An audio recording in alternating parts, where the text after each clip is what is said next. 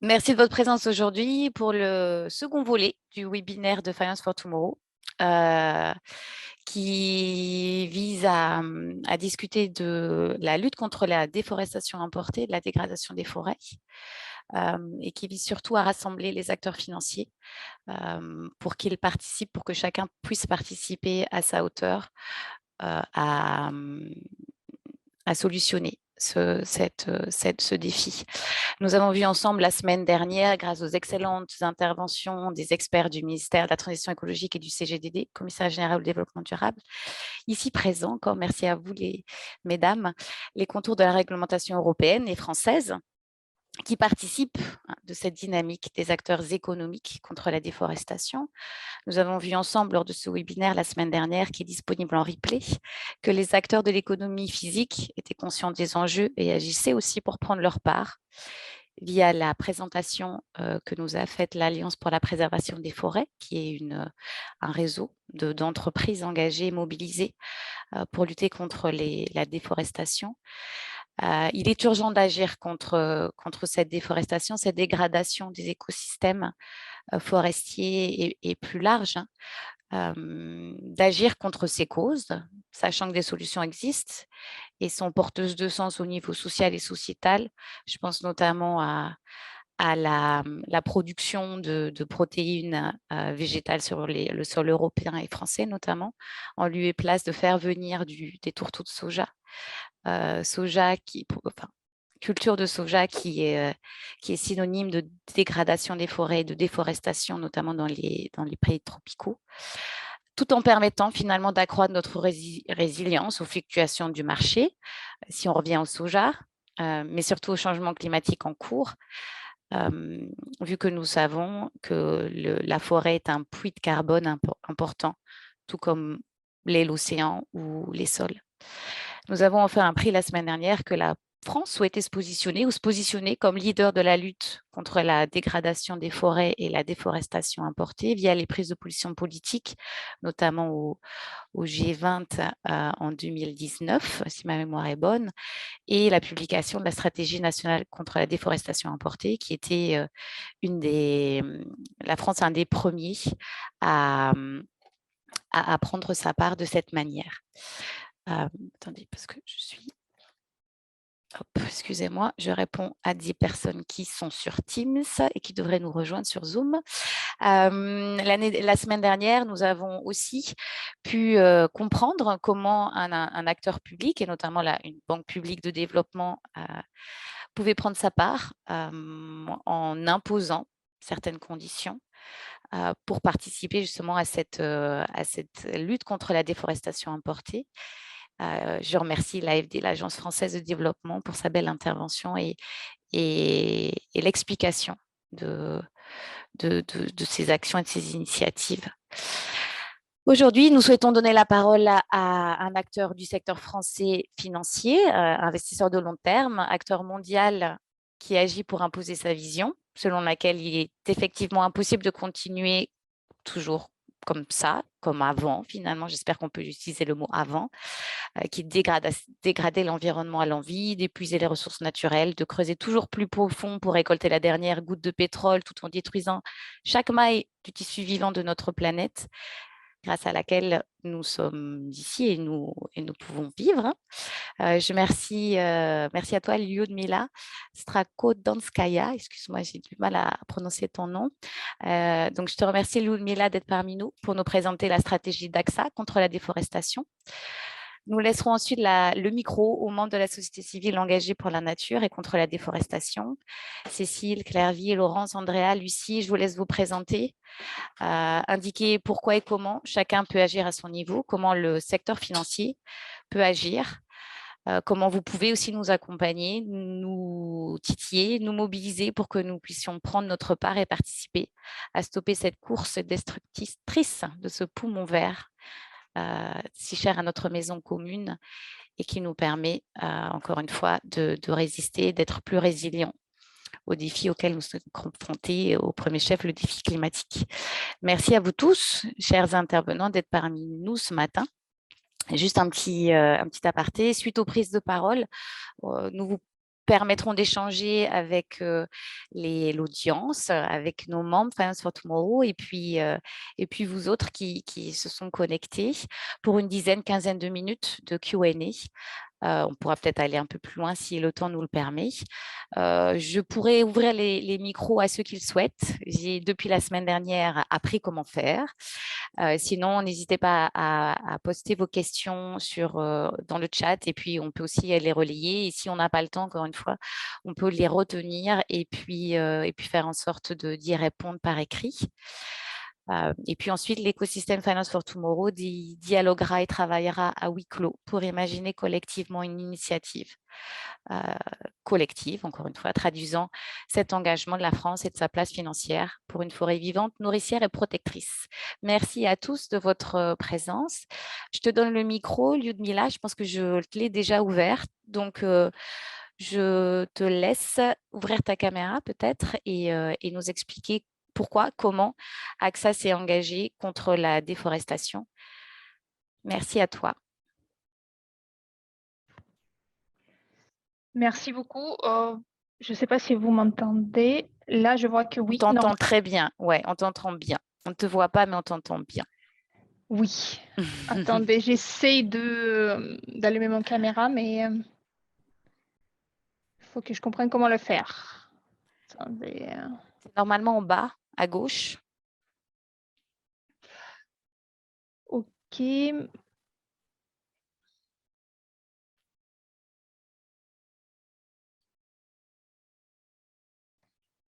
J'ai du mal à le trouver. Je vois le micro, mais au-delà des caméras, ouais, le caméra, je ne le vois pas. Tu vois pas? Haut-parleur, paramètres audio. Non, je n'ai pas de touche caméra. Bon, OK. on continue comme ça, il n'y a pas de problème. D'accord, merci beaucoup. C'est un problème, mais je ne vais pas prendre beaucoup de temps. Je vais juste exposer globalement, en fait, comment on adresse cette thématique de déforestation et de la protection des écosystèmes. C'est un sujet très important à la fois pour le climat et pour la protection de la biodiversité et du capital naturel au sens large. Parce que les forêts, ce n'est pas uniquement les poumons de notre planète avec l'océan, donc il faut jamais oublier l'océan. Mais également, les forêts, ce sont quand même des ressources, représentent les ressources qui sont nécessaires à beaucoup d'activités économiques qu'on développe de manière commune partout dans le monde un peu et dont on dépend tous ensemble. Aujourd'hui, on a la possibilité de prendre en compte ce sujet de déforestation, de lutter contre ce sujet-là. On a des outils et des données qui sont disponibles. Donc, parfois, on entend toujours cet argument que avec le manque de données, c'est difficile d'agir de manière concrète sur ce sujet de déforestation. On a toujours cet argument, mais aujourd'hui, c'est possible. Les données sont là. Elles ne sont pas parfaites, mais elles sont là. Et on peut quand même identifier au moins les hotspots sur lesquels on peut orienter notre action. Donc, la politique d'AXA, et je vais parler surtout d'AXA IM côté investissement, parce que moi, je représente vraiment ce volet-là premièrement, est orientée sur la gestion de l'empreinte déforestation des commodités qui sont associées avec le risque de déforestation le plus élevé. Et donc, on connaît tous la commodité principale, donc c'est l'huile de palme, mais il y en a d'autres. On les a entendus la semaine dernière lors du webinaire. On peut parler du cacao, on peut parler des produits de papier, qui sont, pardon pour les anglicismes, donc timber, parce que j'ai plus l'habitude de parler de notre politique de déforestation en anglais. On peut parler aussi de tous les produits qui sont issus de la filière liée à l'élevation des animaux. Et donc, il y a quand même beaucoup de choses à faire dans les filières différentes et dans les secteurs différents pour lutter contre la déforestation qui pourrait être associée à ces filières-là, notamment dans l'élevage ou dans la production de ces commodités-là. Donc, par rapport aux bases de données, On a aujourd'hui ce que nous, on utilise en interne à AXA IM, surtout 2 sources de données.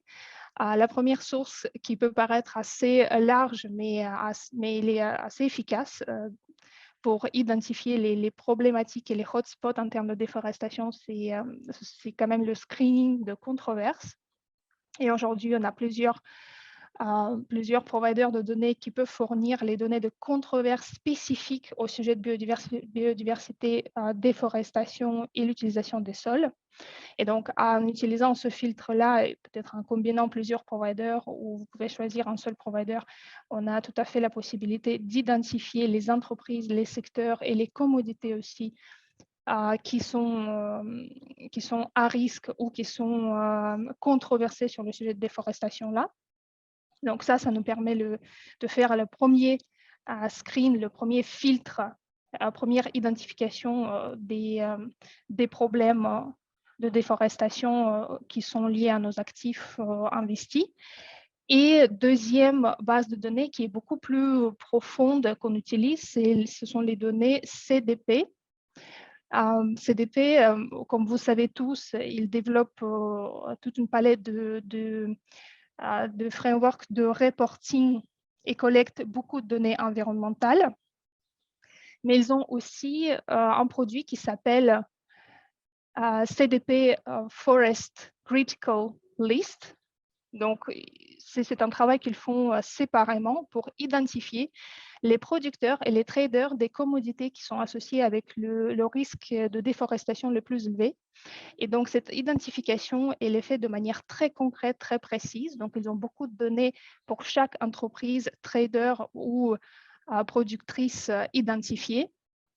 Et ils peuvent aller dans le détail jusqu'à la zone géographique et le spot géographique, en fait, quasiment la ville ou la zone très concrète où la déforestation potentiellement a lieu associé à telle ou telle entreprise. Donc, ils peuvent donner les détails sur les volumes de déforestation associés, de la traçabilité mise en place par cette entreprise-là pour identifier ce risque de déforestation, les actions mises en place par ces entreprises-là pour lutter contre la déforestation, etc., etc. Donc, on peut avoir toutes les données suffisamment granulaires et précises pour ensuite orienter nos discussions ou nos politiques d'exclusion vis-à-vis ces entreprises-là identifiées à travers cette liste de CDP Forest Critical.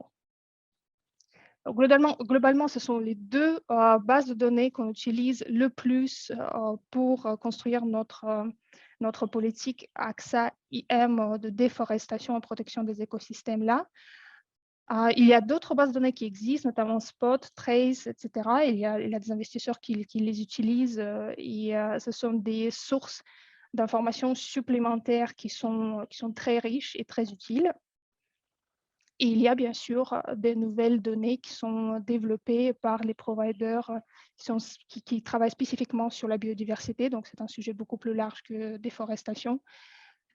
Et donc là, on peut citer Iceberg Data Lab avec qui on a un contrat. Il y a une collaboration en cours. Il y a aussi CDC Biodiversité ou d'autres providers spécifiques à la biodiversité.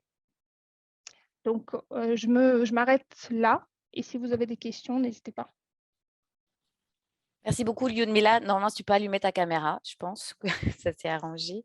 Je te remercie de cette intervention et de présentation de la stratégie d'AXA et notamment AM contre la déforestation. Je ne vois pas de demande de prise de parole tout de suite. N'hésitez pas, si vous en avez, à nous les écrire ou à lever la main. Je vais maintenant donner la parole à la société civile engagée avec laquelle on a travaillé ces derniers mois et réfléchi sur la manière d'impliquer, de mobiliser les acteurs, notamment financiers, et la place de Paris et les membres de Finance for Tomorrow contre la dégradation des forêts et la déforestation. Je donne la parole à Claire Vie Le Guénic, chargée de campagne chez Canopée Forêt Vivante. Canopée qui a été très impliquée dans la SNDI, Stratégie nationale contre la déforestation importée, et notamment sur son volet soja. Je te laisse la parole, Claire Vie. Je pense que tu peux mettre ta caméra et tu peux mettre ton micro. Merci à toi. Merci beaucoup, Marguerite. Alors, je vais essayer de partager mon écran.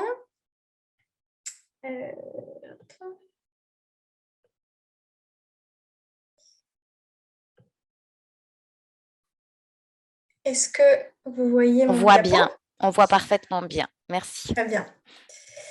Donc, Marguerite l'a expliqué, nous, à Canopée, on est une association de protection des forêts en général. Et ces dernières années, notre travail s'est focalisé sur la question du soja.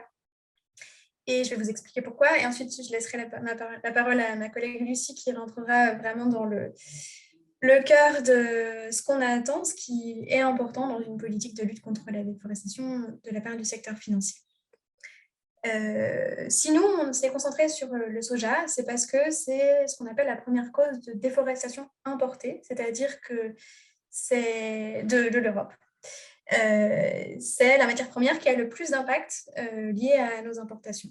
Et on le voit, c'est largement devant l'huile de palme et la viande de bœuf. En France et en Europe, on importe massivement du soja pour l'alimentation animale et en grande partie du Brésil. Vous le voyez sur la carte à côté, cette déforestation, elle s'est concentrée d'abord en Amazonie, puis depuis 2006, elle s'est déplacée dans cette région qu'on connaît moins, qui est en Belge, qui s'appelle le Cerrado, qui est une savane arborée, et qui est moins connue, mais qui est tout aussi importante. On parlait du climat tout à l'heure, c'est un énorme puits de carbone grâce à son système racinaire, et sa destruction émet dans l'atmosphère 60 millions de tonnes par an.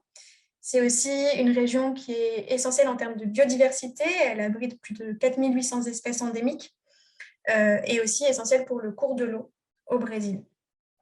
Petite parenthèse ici, on parle par simplification de déforestation, mais en fait, si on voulait être précis, il faut qu'on parle de conversion d'écosystèmes. Je l'ai dit, le Cerrado, qui est la principale région qui est menacée par l'expansion de la culture du soja, c'est une savane.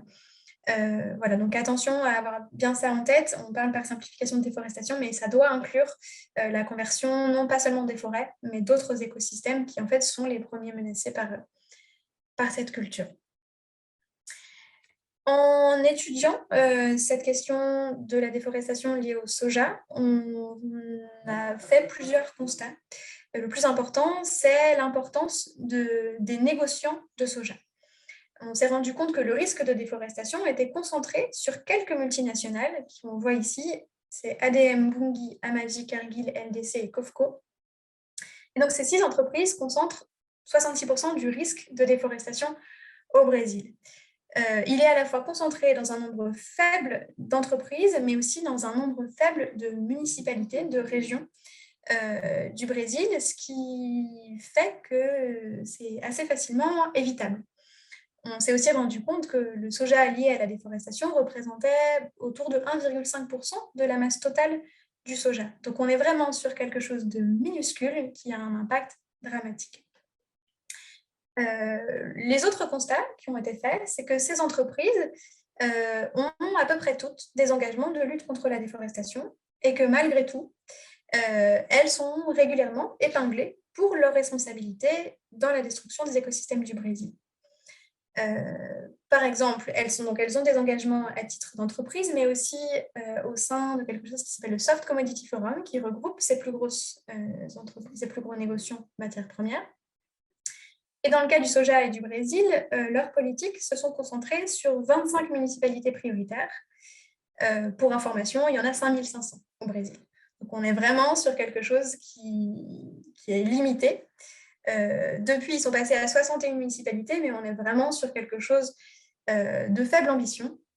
Et malgré ça, on s'est rendu compte que malgré le fait que ces efforts soient concentrés sur peu de municipalités, dans ces régions, la déforestation ne diminue pas, elle ne se stabilise pas, elle continue à augmenter.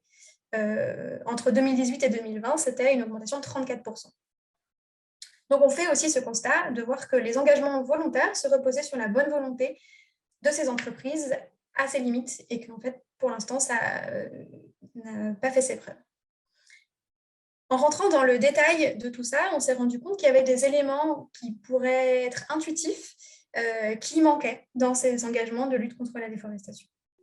La première, c'est la mise en place, la définition d'une ce qu'on appelle une cut-off date ou une date butoir, qui permet de définir à partir de quand on considère que c'est de la déforestation, à partir de quand une zone déforestée pour du soja, le soja produit sur une zone déforestée ne pourra plus être accepté, sera considéré comme du soja issu de déforestation.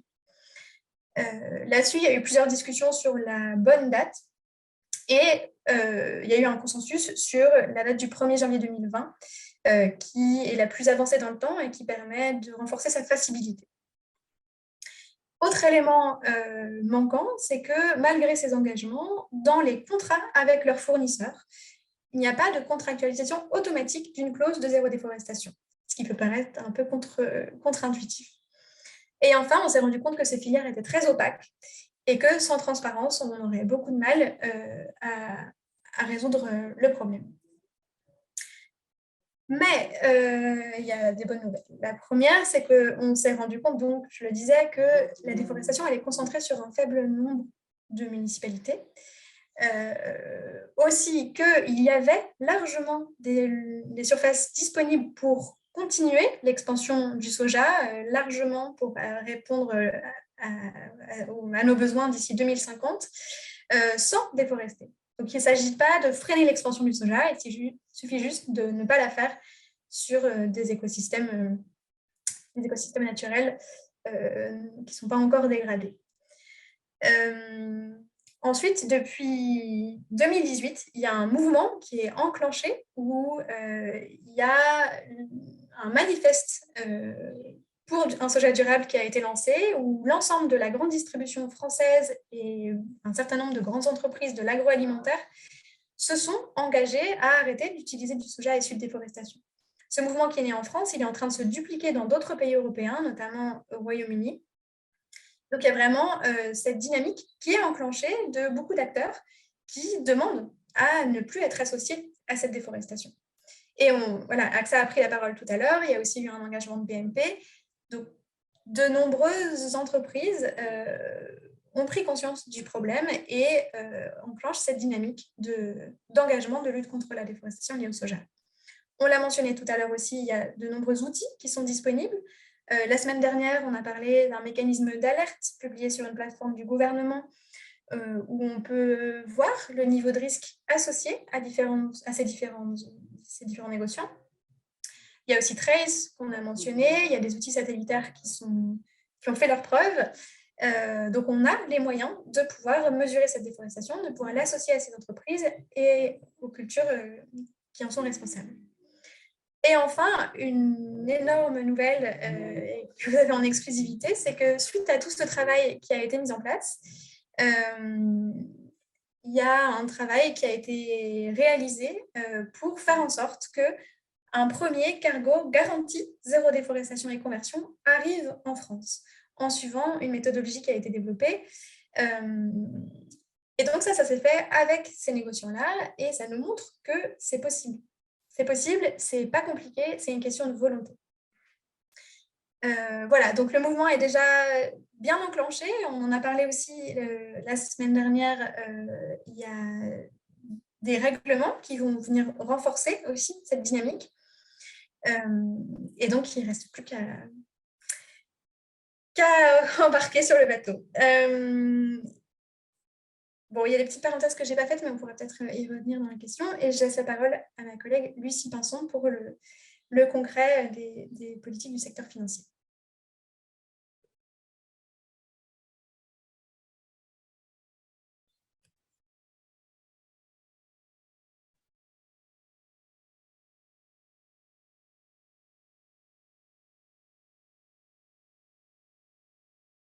Je ne sais pas si Lucie est là, je ne la vois pas. Donc, Andrea, peut-être tu peux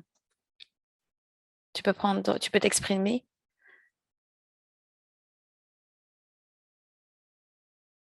Non. Andrea, je te vois. Donc je sais que tu es là.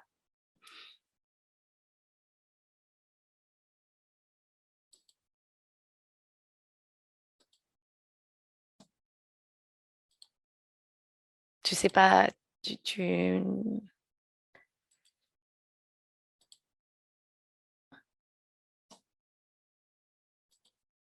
Attendez, il y a peut-être un souci. Andrea, si tu peux nous... Mais il faut... Mais c'est déjà fait, Andrea. Je pense que c'est bon. Enfin, je vois que tu peux prendre la parole, donc je ne sais pas pourquoi ça ne fonctionne pas.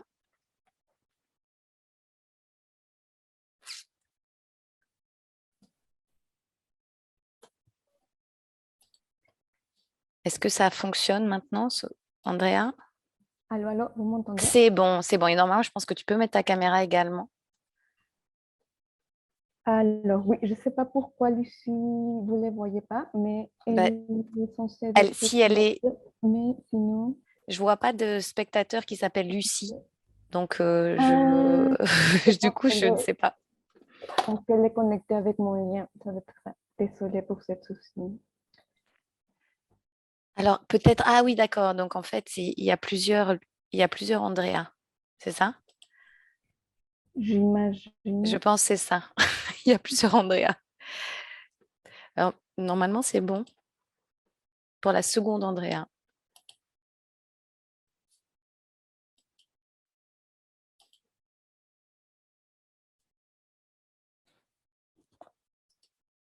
Je sais pas.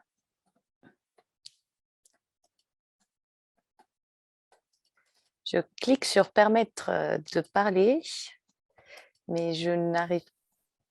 Je pense que c'est bon maintenant. J'ai l'impression. C'est bon. Vous Désolée. m'entendez? Désolée, Lucie. On Ah, t'entend bien. On ne te voit pas, mais on t'entend bien. je suis désolée, en effet, petit couac avec les liens. Bonjour à tous. Peut-être, Claire-Vie, tu peux remettre la diapo, si possible. Parce que là, pour l'instant, on voit Je un crois fond que je peux. d'écran. Mais ce n'est pas le mien. Je ne sais pas qui est ce bureau. Ce bureau vert Ah, je avec pense que une c'est goutte. Andrea.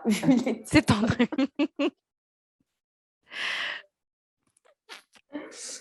On va y arriver. On va y arriver. Ouais, ouais. Bon, en tout cas, je peux peut-être commencer parce que c'est vrai qu'on a commencé un peu en retard, donc le temps file. L'idée, c'est bien de vous présenter. Voilà. Ah bah magnifique.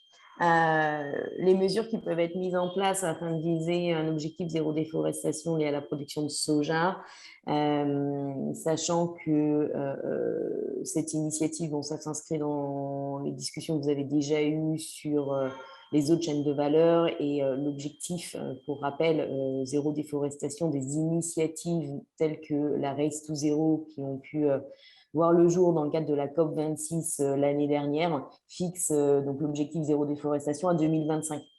Nous, on pense qu'il est pertinent d'agir dès maintenant sur les chaînes de valeur où il y a déjà des solutions telles qu'évoquées par Claire Vie et notamment pour le soja, on pense que l'objectif doit être fixé à 2024.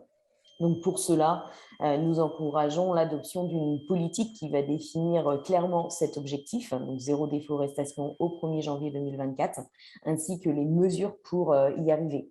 Alors, il ne faut pas exclure un éventuel arrêt des soutiens aux négociants de soja qui ne garantirait pas cet objectif zéro déforestation. L'idéal est bien de ne pas avoir à les exclure, mais à les pousser à respecter cet objectif à travers un processus d'engagement, lequel doit commencer dès maintenant. Donc, il va s'agir d'embarquer tous les négociants pour les pousser à prendre dès le janvier 2022 un objectif de respect de la cut-off date fixée à 2020 au plus tard pour le 1er janvier 2024. Et par la suite, il va falloir, bien entendu, durcir le ton afin de les pousser à tenir cet engagement. Pour les acteurs, les investisseurs, on recommande une étape intermédiaire fixée au janvier 2023, qu'il s'agirait de suspendre du coup les nouveaux investissements aux négociants qui n'auraient pas pris l'engagement de respecter la date butoir, donc la cut-off date de 2020. Et puis, on recommande une cessation de tous les services financiers aux négociants à partir de janvier 2024. Donc, vraiment, les dates sont assez importantes. L'idée, c'est bien de commencer dès maintenant le dialogue avec les négociants si on veut pouvoir les pousser à au moins reconnaître cet objectif d'ici la fin de l'année. La date butoir et la cut-off date, vous l'avez compris, c'est un peu l'alpha et l'oméga de l'enjeu autour de la déforestation. Mais après, il va y avoir d'autres choses, slide suivante, qu'il va falloir faire respecter par les négociants. On va vous transmettre après ce webinaire un briefing qui reprend l'intégralité de ce qui vous a été présenté aujourd'hui. Donc à la fois la présentation de Claire Vie sur les enjeux liés à la chaîne de valeur soja et également les mesures qu'on vous présente maintenant, ainsi qu'un Q&A qui vous permettra de répondre, d'aller un peu plus loin sur certaines des questions que vous pouvez avoir. Mais globalement, voilà, vous allez retrouver les 5 mesures clés à mettre sur la table dans votre dialogue avec les producteurs, les négociants de soja.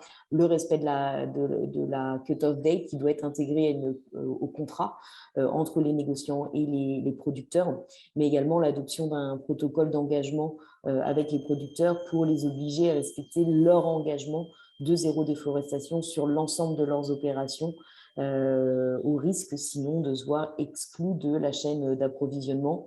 Bien entendu, il faut soutenir l'établissement d'un système de traçabilité complet et utiliser un système de suivi, de rapport et de vérification indépendante.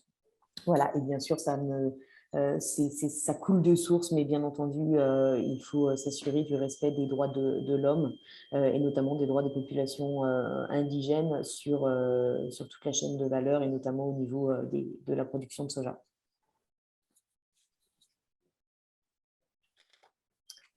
Je vais m'arrêter là et comme je l'ai dit, un briefing vous sera communiqué. Merci beaucoup, Lucie. Écoutez, n'hésitez pas aussi, de toute façon, à écrire des questions et puis à les poser surtout dans la séance de Q&A qui va suivre. Je laisse la parole au WWF. Cécile, merci beaucoup. Merci Marguerite. Je vais être rapide pour laisser du temps aussi à Laurence et puis à la discussion. Alors, je vais essayer de partager mon écran. Est-ce que vous le voyez? Oui, c'est très bien. On le voit très bien. Merci. Hop. Alors, je vais revenir. Voilà. Donc, je vais aller directement sur cette partie des attentes. Je suis désolée, c'est en anglais parce que j'ai repris des éléments existants. On est très aligné, bien sûr, avec ce que vient de vous présenter Claire Vie et Lucie. Les attentes, au-delà du cas spécifique du soja, je pense que c'est déjà de faire en sorte que les institutions financières puissent identifier dans leur portefeuille où sont situés les risques les plus importants sur la déforestation en termes en particulier de commodités agricoles dont on sait que c'est une source importante pour l'ensemble de la chaîne de valeur. Donc, il s'agit vraiment d'identifier les secteurs et au-delà des secteurs, les acteurs, qu'ils soient clients pour les banques ou entreprises dans lesquelles se fait l'investissement, qui sont les plus eux-mêmes exposés à cette déforestation dans leur chaîne de valeur. Ensuite, cette étape d'une politique qui est bien sûr indispensable. En 2020, je crois, il y avait encore 62 ou 63% des institutions financières les plus importantes pour les commodités agricoles qui ne disposaient pas du tout de politique de déforestation. Donc, c'est vraiment une étape très importante d'adopter cette politique et que cette politique soit la plus crédible, efficace possible et bien sûr assortie d'un calendrier explicite avec une date donc voilà qu'on propose au plus tard à 2025 à moduler selon les commodités avec des objectifs intermédiaires. Bien sûr que cette politique intègre des exigences claires par rapport donc aux engagements des entreprises, mais aussi au process de mise en œuvre, au monitoring, au reporting que font ces entreprises de leur engagement dans leur propre chaîne de valeur, chaîne d'approvisionnement. Qu'il y ait cet engagement dont parlait Lucie, c'est-à-dire qu'il ne s'agit pas d'être dans des investissements le lendemain de la prise d'un engagement, mais réellement d'accompagner et de faire en sorte d'avoir un réel impact positif sur les terrains. Et bien sûr, et là je suis au niveau des institutions financières, d'avoir un reporting, c'est-à-dire année après année, de montrer comment progresse cet engagement. Donc là, je suis allée assez vite parce que je pense qu'on était à peu près sur les mêmes éléments. Un petit point sur lequel je voulais m'arrêter, c'était de montrer à quel point tout cela est parfaitement cohérent avec les grandes initiatives, qu'elles soient climatiques ou biodiversité, hein, même si on sait que la TNFD n'est pas encore up and running, en tout cas, elle a démarré ses travaux, et que la déforestation, elle est vraiment au cœur à la fois de la question climatique et de la question biodiversité. Beaucoup d'institutions financières françaises ont pris des engagements dans les différentes initiatives du GFANZ, qui lui-même donc a dans sa liste d'éléments à considérer dans les plans de transition des institutions financières des politiques de déforestation qui soient ambitieuses, et également, vous vous en souvenez, le public call qui avait été lancé par Race to Zero lors de la COP26 sur des actions ambitieuses d'élimination de tout ce qui est impact sur la déforestation des commodités agricoles avant 2025. Donc ça, c'est pour la partie plus climat. Et sur la TNFD, donc comme je sais que beaucoup d'institutions financières regardent ça de très près en ce moment, un document, un discussion paper sur la question des données, et Ludmila a rappelé tout à l'heure que la déforestation, c'est peut-être là où on dispose de plus de données possibles via beaucoup d'outils disponibles. Je crois que quelqu'un posait la question de savoir où trouver ces outils. Par exemple, dans la Global Canopy Roadmap, qui est disponible donc, sur Internet. C'est très bien fait. Vous avez vraiment le détail de toutes les informations que vous pouvez utiliser à chaque étape d'élaboration et de mise en œuvre d'une politique. Donc, le papier de la TNFD rappelle ça, que la déforestation et l'eau, enfin l'eau, on en parlera peut-être une prochaine fois, sont les domaines dans lesquels vous allez avoir le plus de données. Il y a un pilote soja, alors qui n'avait pas tout à fait le statut pilote TNFD, mais qui avait déjà été lancé avant le démarrage des travaux, et un pilote huile de palme qui est également en cours. Donc voilà, beaucoup d'outils disponibles, beaucoup de possibilités d'action. Et enfin, ça c'est plus côté WWF, nous on prépare une publication pour le mois de juin, donc dans quelques semaines, qui est portée par le réseau international de la practice finance, donc sur ces éléments Deforestation and Conversion Free Portfolios, parce qu'il faut le redire, Claire vient insister là-dessus, c'est la déforestation, mais c'est aussi la conversion d'écosystèmes très fragiles. Sinon, on a un vrai risque que finalement, tous les efforts qui sont mis sur la déforestation entraînent un déplacement des pressions vers la conversion d'autres écosystèmes. Voilà, merci. Merci beaucoup, Cécile. Tu fais bien d'insister effectivement sur ce qu'on a aussi indiqué la semaine dernière, hein. On parle de déforestation, mais c'est vraiment au sens le plus large possible, parce qu'il faut aussi prendre en compte d'autres écosystèmes, notamment, on disait la semaine dernière, les mangroves, etc. Je laisse la parole à Laurence. Laurence de Global Witness. J'espère que c'est bon pour toi, Laurence. Réactiver le son. Oui, c'est bon. Merci beaucoup. Global Witness, qui est une ONG britannique, et Laurence, qui suit ces sujets de lutte contre la déforestation de longue date et qui est notamment assez active au niveau européen. Merci Marguerite et bonjour à tous. Je n'ai pas ma caméra, je ne peux pas l'allumer, mais ce n'est pas grave du tout. Donc je vais tenter d'être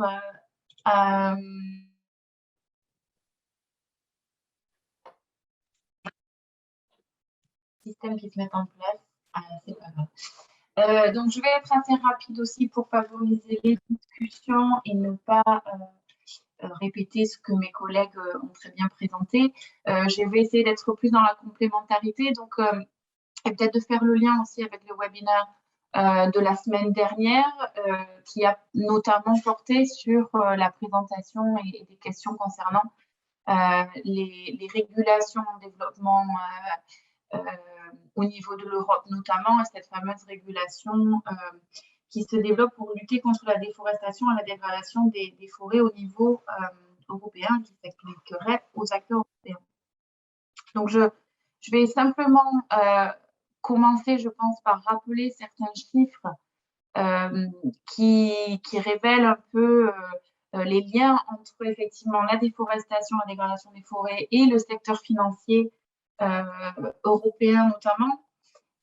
Donc, effectivement, juste pour replacer un peu la question, entre 2016 et 2020, certaines recherches que l'on a menées, qui font partie de rapports, etc., donc ce sont des données disponibles aussi que nous partagerons, mais sur 5 années, donc, des prêteurs et des investisseurs européens ont quand même passé l'équivalent de plus de 30 milliards d'euros de contrats qui ont été passés avec des entreprises qui travaillent dans l'agriculture intensive, qui ont développé des projets dans les 3 bassins tropicaux majeurs qui sont effectivement l'Amazonie, le bassin du Congo et tout ce qui est Papouasie-Nouvelle-Guinée, donc plutôt dans le sud-est asiatique et le Pacifique.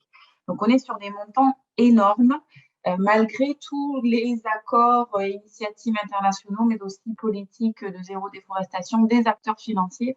On reste sur une problématique qui est très actuelle et qui est très concrète. Je pense que ce que l'on essaie de montrer ici, c'est que, et on le sait bien, notamment les acteurs français, que ce soit les asset managers, les banques ou les assureurs, ont des politiques de déforestation comme d'autres acteurs internationaux. En revanche, ça ne suffit pas et les politiques volontaires ont besoin d'être soit plus ferme, soit plus contrôlée, enfin, il y a un problème de mise en œuvre et de contrôle qui, effectivement, ne nous permettent pas aujourd'hui de dire on a réussi à stopper la déforestation et la dégradation des forêts. Et les perspectives, si l'on reste sur les mêmes dynamiques et sur les mêmes raisonnements, les perspectives, même à 2025, ne nous permettent pas de nous assurer que la déforestation importée sera terminée d'ici 2025.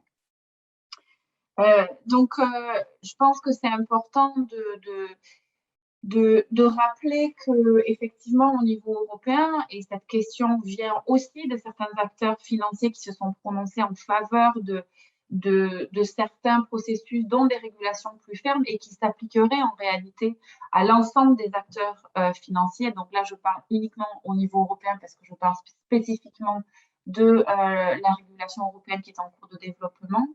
On est sur une réflexion, puisqu'aujourd'hui, le texte ne s'appliquerait, en tout cas dans le texte tel qu'il est aujourd'hui, ne s'appliquerait qu'aux opérateurs commerciaux. Les acteurs financiers ne font pas tout à fait partie du texte, c'est en réflexion, il y a des positions pour, il y a des positions contre, il y a beaucoup de questionnements autour de cette thématique. En revanche, il est vraiment pertinent de se poser la question aujourd'hui, puisqu'il y a une opportunité absolument inédite au niveau européen, de prendre des engagements, en tout cas des positionnements, et de s'exprimer en faveur de la prise de régulation qui s'appliquerait à l'ensemble des acteurs financiers européens. Le gros avantage, effectivement, c'est celui de créer des conditions de concurrence égales pour que tous les acteurs financiers doivent en réalité répondre des mêmes obligations qui seraient des obligations, effectivement, de diligence raisonnée. Donc, effectivement, de mise en place de mesures, de systèmes pour s'assurer d'identifier, de prévenir et de mitiger les risques associés à la déforestation et à la dégradation des forêts dans la chaîne de valeur.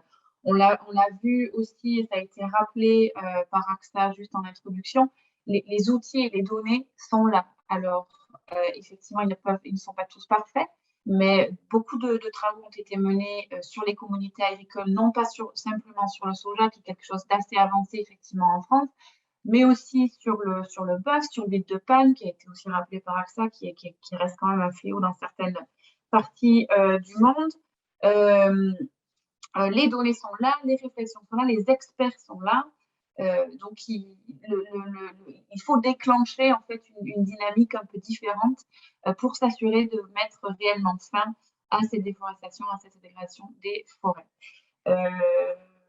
Voilà, je pense qu'il est important aussi de rappeler que le Parlement européen s'est déjà prononcé sur cette question de réguler la finance européenne, sur cette question de déforestation, il s'est prononcé en faveur. Il existe aussi beaucoup de députés européens, dont des députés français, je nommerai Pascal Canfin par exemple, qui vient de tabler des amendements concernant l'inclusion de la finance dans cette réglementation.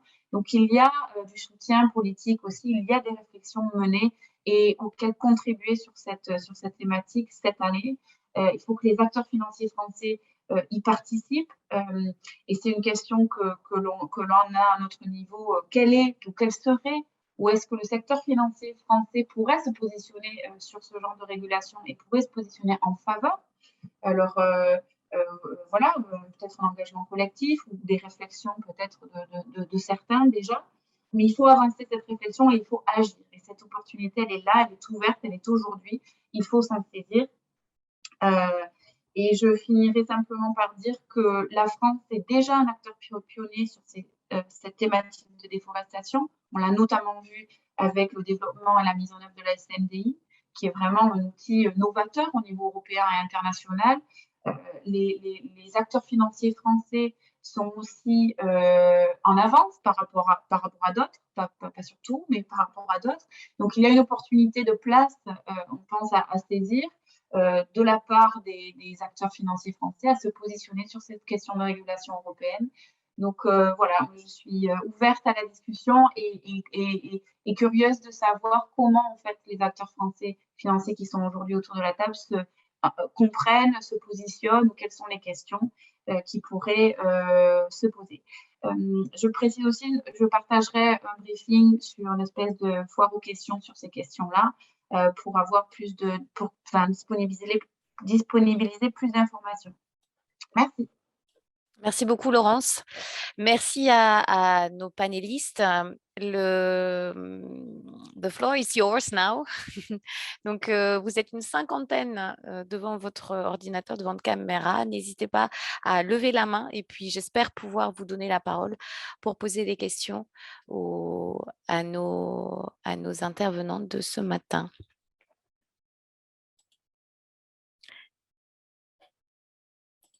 Alors, Maëlle, j'espère que c'est bon. Est-ce que tu peux parler normalement?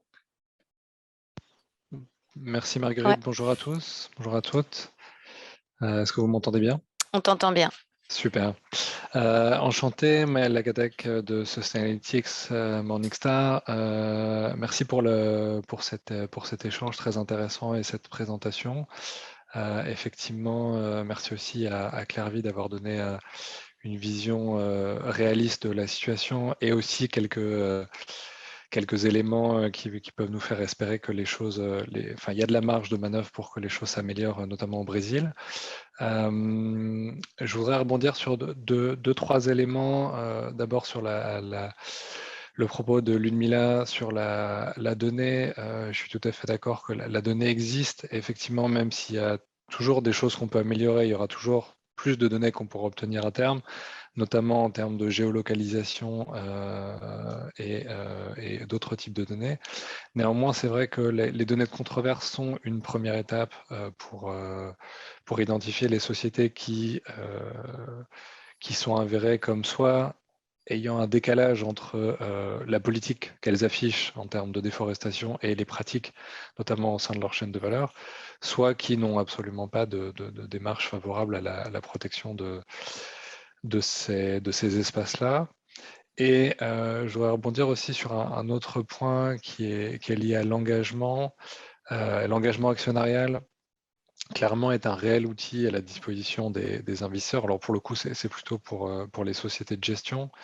Et c'est un sujet clé puisque c'est aussi à travers l'engagement, notamment collaboratif, que les sociétés de gestion peuvent identifier concrètement ce qui se passe et la démarche volontariste des entreprises, puisqu'en général, le reporting a toujours un peu ce défaut de regarder en arrière, alors que l'engagement, ça nous permet de savoir qu'est-ce que l'entreprise est en train de mettre en place ou envisage de mettre en place.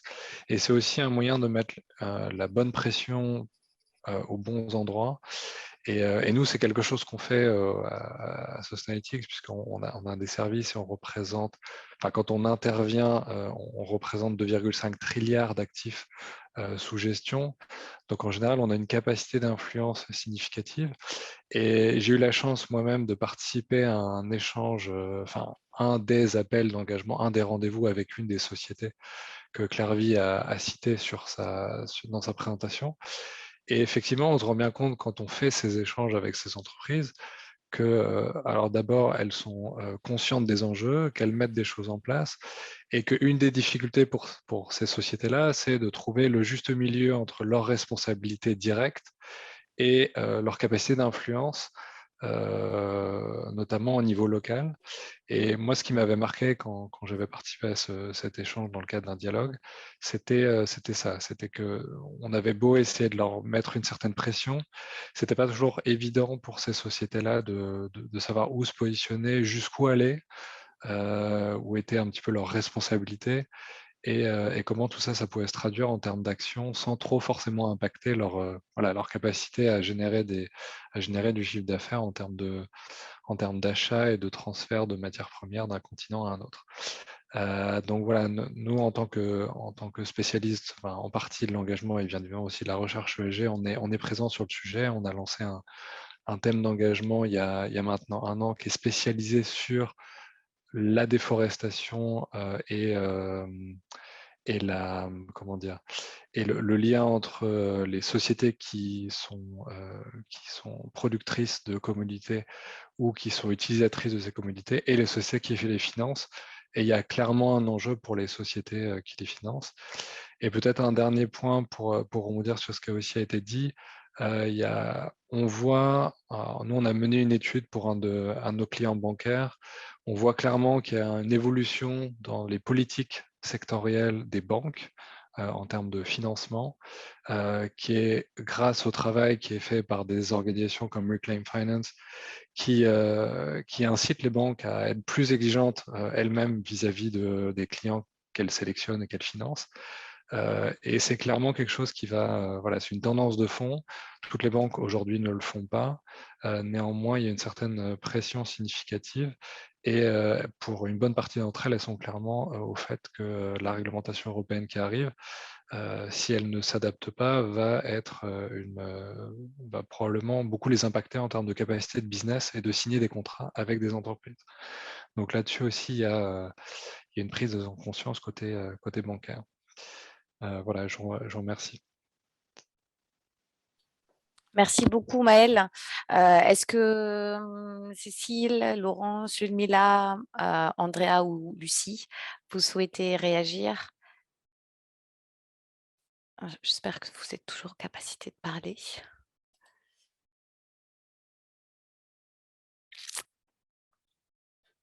Ou pas.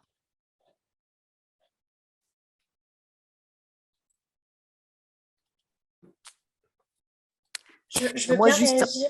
Ah, vas-y, Clarvie. Je pense qu'il y a beaucoup de questions qui seront mieux répondues par d'autres, mais je voulais réagir sur la capacité d'influence des traders, enfin, ou des négociants. C'est quelque chose qu'on entend régulièrement. Je pense qu'il y a un exemple qui est assez frappant. Je parlais de ces politiques qui ont été prises, qui ciblent un nombre très limité de municipalités, leurs efforts de lutte contre la déforestation. On a montré que dans ces zones prioritaires, où donc le risque de déforestation est très élevé, certaines de ces entreprises ont continué d'investir dans la construction de nouvelles infrastructures logistiques. Bon. Ça, c'est dans leurs mains. Enfin, je veux dire, c'est eux qui décident de s'implanter dans des régions ou pas. Et ça ne dépend pas de la capacité d'influence sur les producteurs. Donc, ces traders ont un rôle clé. Et il ne s'agit pas, on ne peut pas dire que le pouvoir est uniquement dans les mains des producteurs. Il y a des questions, bien sûr, notamment sur la question de la légalité de la déforestation ou non, mais je pense qu'on ne peut pas minimiser le rôle de ces traders et l'influence aussi qu'ils ont sur leurs fournisseurs. Voilà. Lucie? Ah, pardon, vas-y, Claire. Peut-être une dernière chose pour compléter, on l'a vu en long, en large et en travers la semaine dernière. En fait, il y a aussi plus qu'une question de volonté, c'est que réglementairement, ils vont être obligés, dans les prochaines années, de se conformer à ces exigences de responsabilité de zéro déforestation. Donc, il y a un moment où il est plus question de comment est-ce qu'on peut influer sur nos producteurs, machin. En fait, c'est obligatoire. Et ils vont devoir le faire. Voilà. Et c'est eux qui décident et c'est à eux que va s'appliquer cette réglementation. Voilà. Oui, et puis comme toute réglementation, quand on sait qu'elle va venir, autant se préparer avant, en fait. Même au niveau concurrentiel, je pense qu'au niveau réputationnel, c'est plus intelligent, je pense, de prendre les devants. Mais Andrea ou Lucie, je ne sais pas qui est derrière le beau Andrea, qui... C'est toi, Lucie.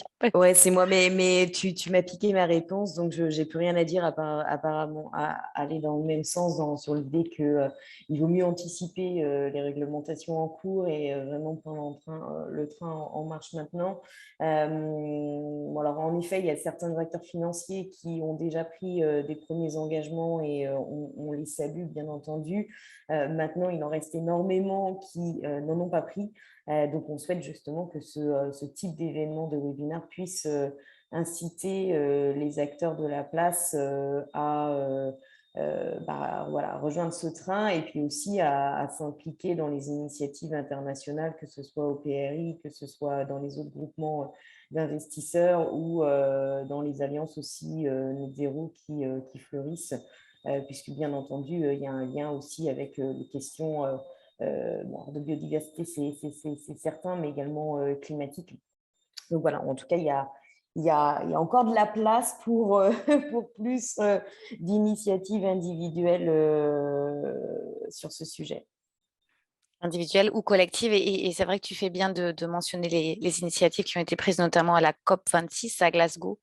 Il y avait un Financial Sector Commitment Letter pour éliminer les commodités qui étaient destructrices de la forêt.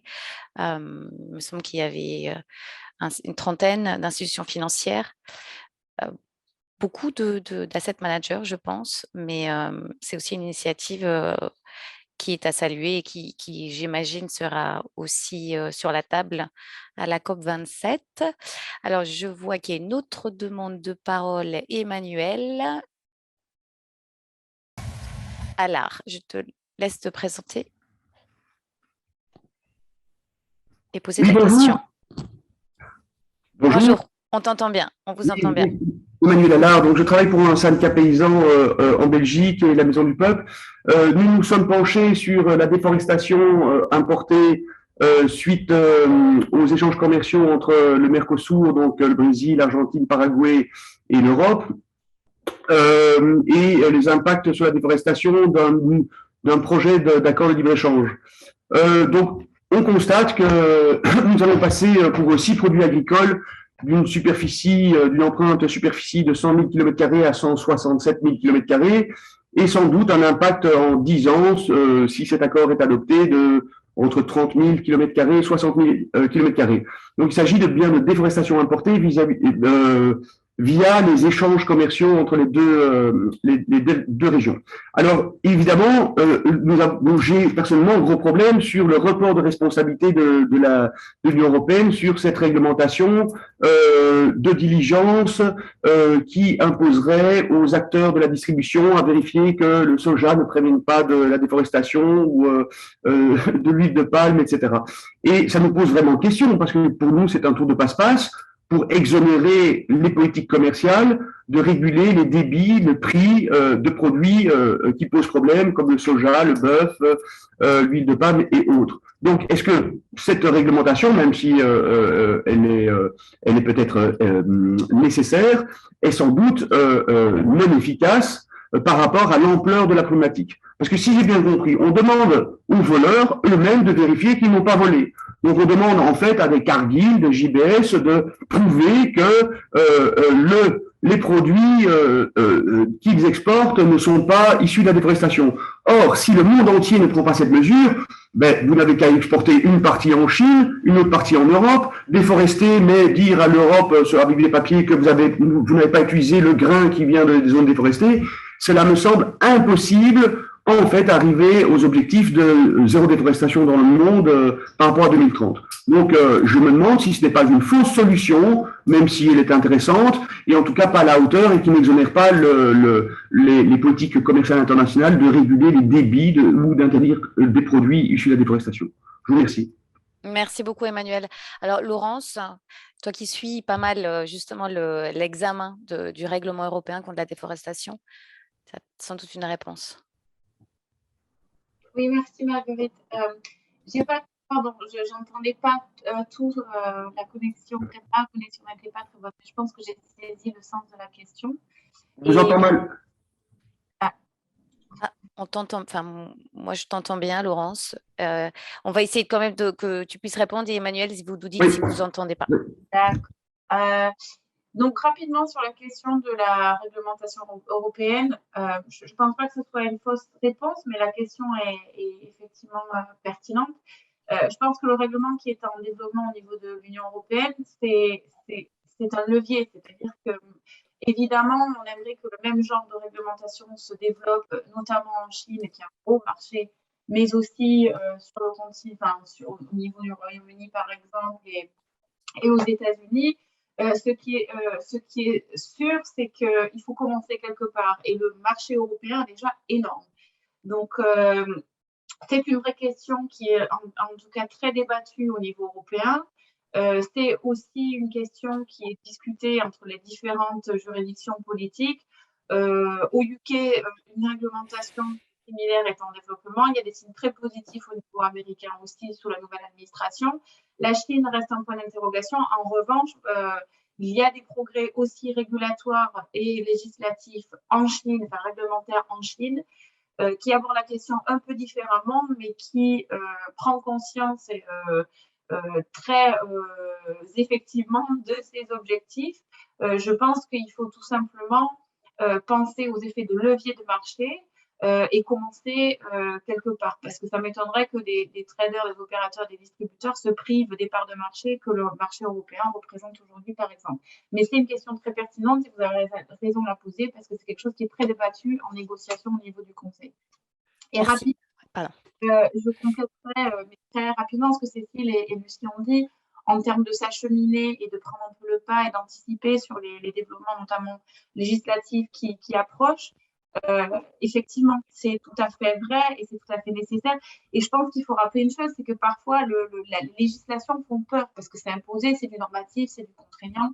En revanche, il faut aussi penser que les législations mettent en place des processus, des cadres, des outils qui peuvent notamment accompagner les acteurs financiers à simplifier, à harmoniser des cadres qui sont pour l'instant des engagements, mais à accompagner la mise en place de leur politique zéro déforestation et surtout en fait à tous avoir les mêmes, à aussi tout simplement harmoniser les outils, les données, enfin pour voir ces choses-là et ces opportunités d'un côté positif plutôt que quelque chose de contraignant, puisque de toute façon on s'achemine, donc autant prendre le pas Et voilà, et s'engager dans un raisonnement positif et commencer à investir ses ressources dès aujourd'hui. Merci beaucoup, Laurence. Marine du CGDD qui intervenait la semaine dernière et qui a rebondi dans la discussion en précisant qu'effectivement, la France avait conditionné la signature du Mercosur à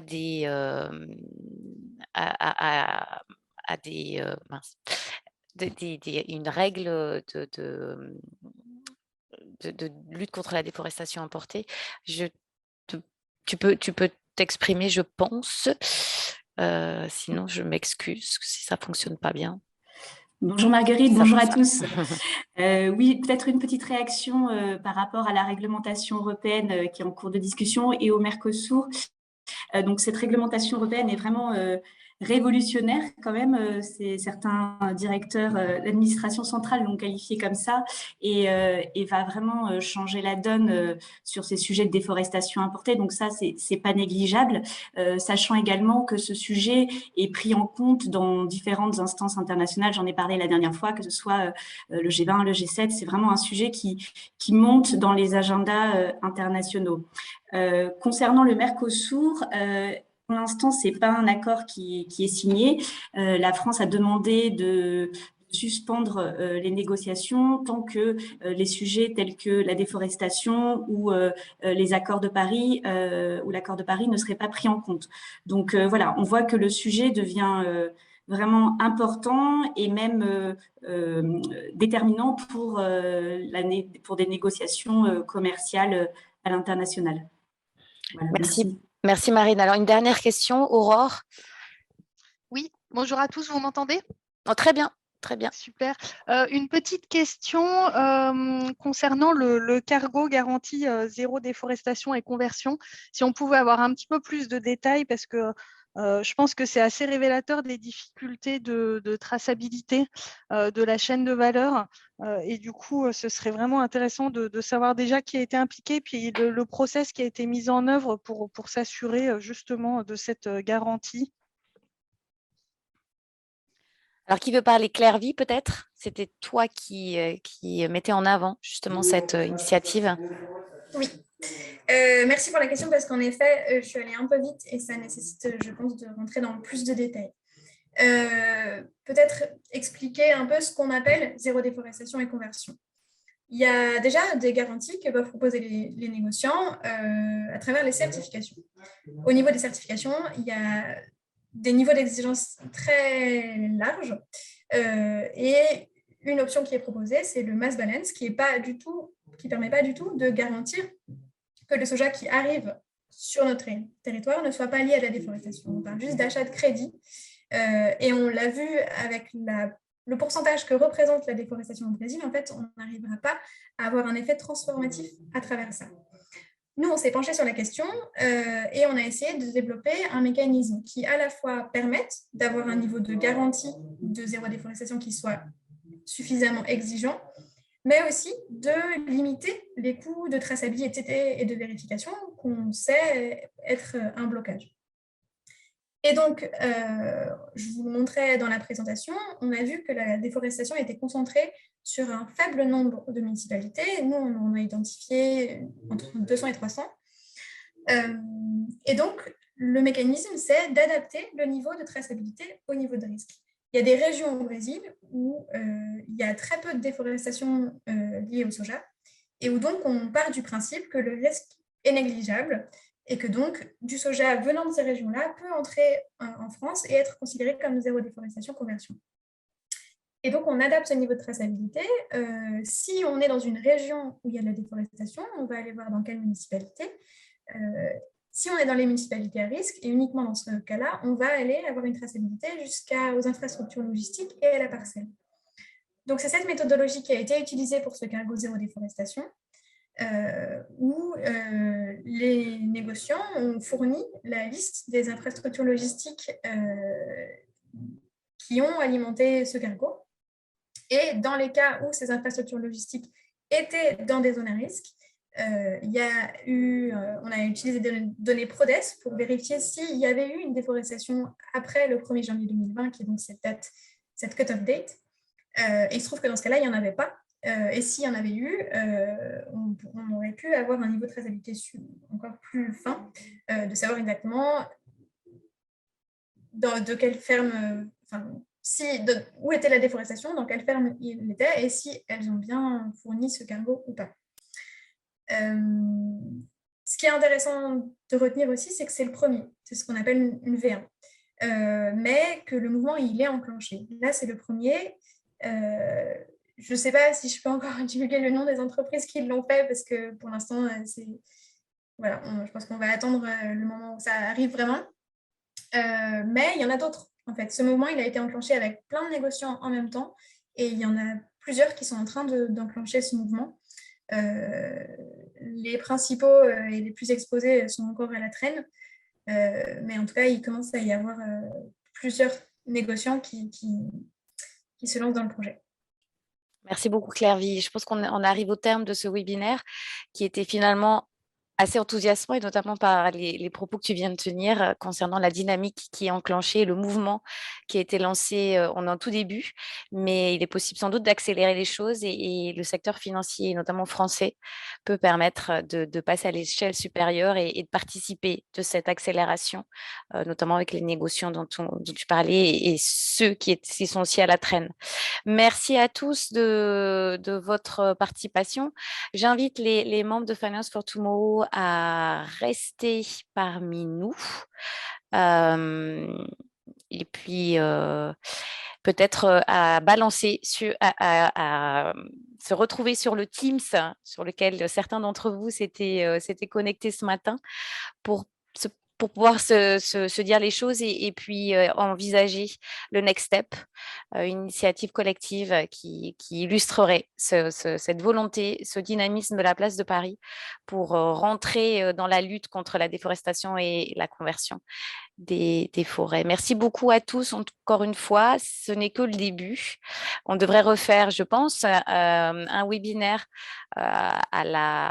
peut-être à la rentrée, une fois que le Parlement européen et le trilogue sera lancé, si vous le souhaitez.